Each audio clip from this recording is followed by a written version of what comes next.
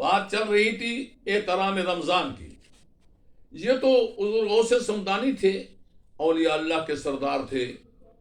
بات یہ ہے کہ اگر کوئی شخص خلوص قلب سے احترام کرتا ہے تو اللہ اسے بھی جناب والا اس کا بدلہ ضرور عطا فرما دیتا ہے.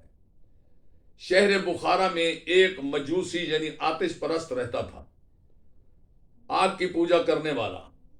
ایک دفعہ وہ گزرا ماہ رمضان المبارک کے دنوں میں، تو سارے بازار مسلمانوں کی دکانیں بھی تھی اور دیگر مذاہب کے لوگوں کی.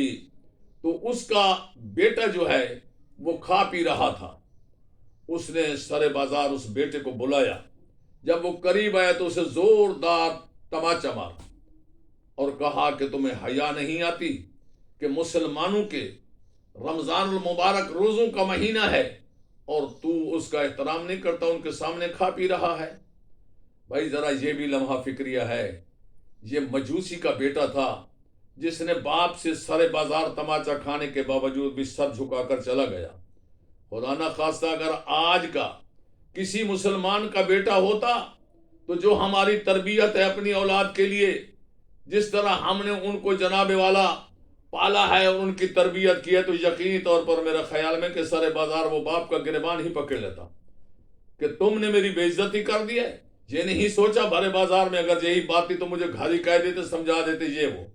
تو بھائی مجوسی کا بیٹا ہو کر باپ کا اتنا احترام کرے اور مسلمان کا بیٹا اپنے والد کا والدین کا کوئی احترام نہ کرے، کرام نہ کرے، تو اس سے بڑی قیامت اور کیا ہوگی.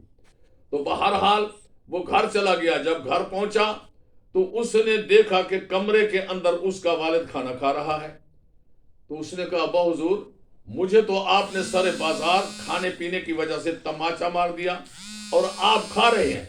اس نے کہا بیٹا میں نے کھانے سے نہیں روکا، کھا تو میں بھی رہا ہوں لیکن میں اپنے گھر میں کھا رہا ہوں، تو سارے بازار کھا رہا تھا جس سے مسلمانوں کی دل آزاری ہوتی تھی.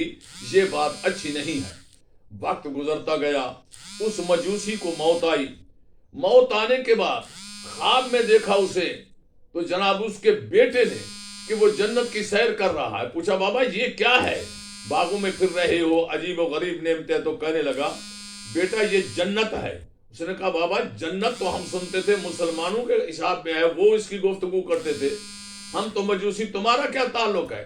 کہنے لگا بیٹا واقعی تو درست کہتا ہے، لیکن آخری وقت مرنے سے پہلے اللہ تبارک و تعالیٰ کی طرف سے مجھ پر کرم ہوا کہ مجھے کلمے کی دولت مرنے سے پہلے نصیب ہوئی اور آواز غیبی آئی، تو نے میرے مہمان مہینے کا احترام کیا تو اس کے بدلے میں میری رحمت گوار نہیں کرتی کہ تو جہنم میں چلا جائے، اسی لیے تجھے کلمے کی دولت نصیب کر کے ہم تمہیں جنت عطا کر رہے ہیں.